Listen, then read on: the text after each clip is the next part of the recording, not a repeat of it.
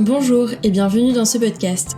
On se retrouve dans un nouvel épisode pour aborder aujourd'hui une lecture qui fait du bien, une parenthèse positive comme on dit, qui est Quand nos souvenirs viendront danser de Virginie Grimaldi. Pourquoi parler de parenthèse positive ? Tout simplement parce que aujourd'hui on se concentre sur un nouveau genre qui est le genre feel good, qu'on dit parenthèse positive ou lecture qui fait du bien. C'est un genre qui est apparu il y a à peu près une dizaine d'années. Ça s'inscrit dans une sorte de continuité de ce style bien-être, puisque c'est vrai que on voit émerger énormément de livres sur le développement personnel, sur comment être heureux, comment en faire mieux dans sa vie.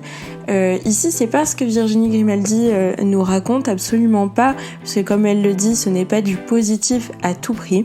Elle part simplement de la vie de tous les jours pour en faire une sorte de leçon, une petite morale, mais ce n'est absolument pas un livre de développement personnel comme certains peuvent le croire parfois. Donc pour ceux qui ne connaissent pas Virginie Grimaldi ou qui en ont très peu entendu parler, ou du moins de loin, Quand nos souvenirs viendront danser, c'est un roman qui est sorti en 2019. Ce n'est pas du tout son premier roman, puisqu'à la base, Virginie Grimaldi était une blogueuse littéraire. Elle a donc ouvert son blog en 2009, s'il me semble, et c'est comme ça qu'elle a commencé. C'était des petites chroniques et des petites histoires de temps à autre publiées sur son blog, et ensuite de plus en plus réguliers, jusqu'au jour où elle a eu l'opportunité de se faire publier. Et depuis, il faut savoir qu'elle cartonne. D'ailleurs, quand j'ai fait les recherches pour cet épisode, je suis tombée sur un avis lecteur sur lequel il y avait écrit Virginie Grimaldi, c'est une formule magique. Et ça me paraît tout à fait juste à propos de cet auteur. Si je devais décrire ce roman, c'est un roman qui est tout d'abord tendre, parce que c'est doux, c'est facile à lire, c'est facile de s'identifier au personnage également. Ça parle d'amour, ça parle d'amitié, de succès, de blessures. En fait, ça parle de la vie en somme. De la vie, de la vôtre, de la mienne. Et tout ça avec beaucoup d'humour. Par exemple, elle commence son prologue en disant « Je menais jusqu'ici une existence classique, pour ne pas dire monotone. Je ne m'en plains pas, bien au contraire. Mais une algue d'aquarium avait une vie plus palpitante que la mienne. Dans les événements marquants de l'année écoulée, je peux citer la perte de mon jeton du chariot de supermarché et le décès de l'araignée de la chambre jaune. De mort naturelle, bien sûr. Rien qui justifie une autobiographie, vous en conviendrez. En ce sens, le deuxième qualificatif que je pourrais utiliser, c'est mélancolique, parce que chaque personnage est l'ombre de sa propre vie et vit pour et par ses souvenirs.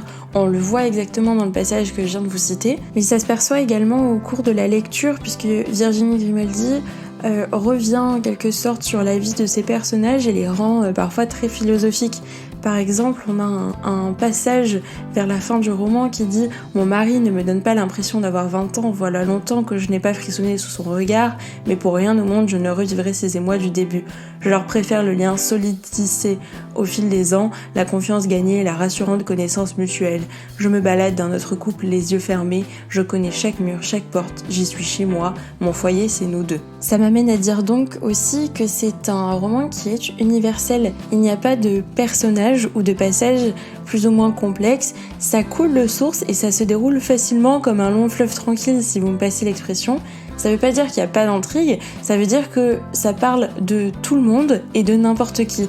À la fois c'est faux et original, parce qu'il faut vraiment beaucoup d'imagination pour créer des personnages qui sont âgés, en total décalage avec la société d'aujourd'hui, qui sont pleins d'humour et de vie, et qui ont tous une personnalité bien atypique. Et à la fois ça paraît comme une simple évidence. Il y a la vie, la mort, les succès, les défaites, comme je le disais juste avant.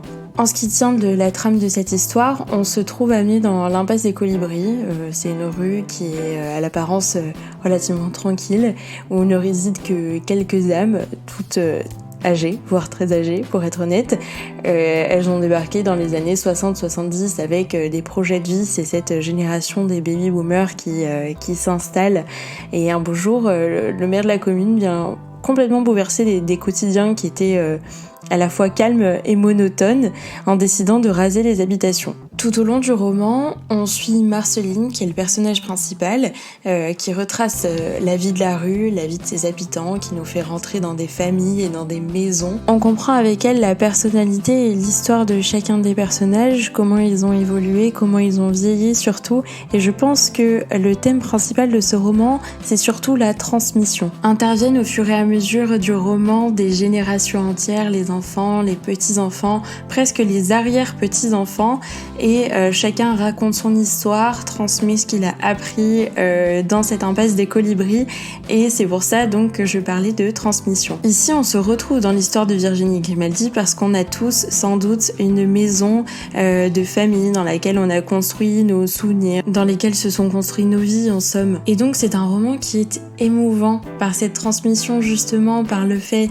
d'avoir des générations qui ne s'adressaient plus la parole et qui de nouveau se retrouvent, d'avoir des amitiés qui s'étaient fanées avec le temps et qui de nouveau refleurissent quelque part. C'est très poétique ce que je dis, mais enfin tout ça pour vous dire que c'est un roman qui fait du bien, c'est un roman dans lequel chacun peut se trouver et se retrouver.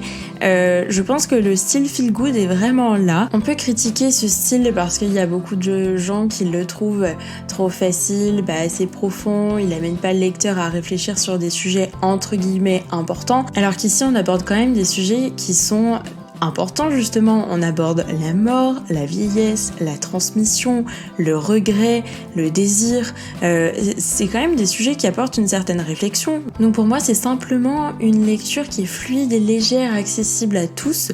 Alors certes on parle pas des raisons pour lesquelles la Terre est ronde ou la Terre est plate, mais tout le monde n'a pas envie de lire quotidiennement la Pléiade et c'est pas accessible à tous aussi. On a peut-être aussi envie d'avoir un roman, une histoire qui fait du bien, qui fait une parenthèse dans la vie de tous les jours. Pour autant, on en reste déconnecté et ça peut être très très loin de notre quotidien. C'est simplement un moment détente et agréable hors de sa vie. Et pour autant, c'est un roman qui est réaliste, donc on n'est pas complètement déconnecté de son quotidien non plus. Tout n'est pas fantaisiste.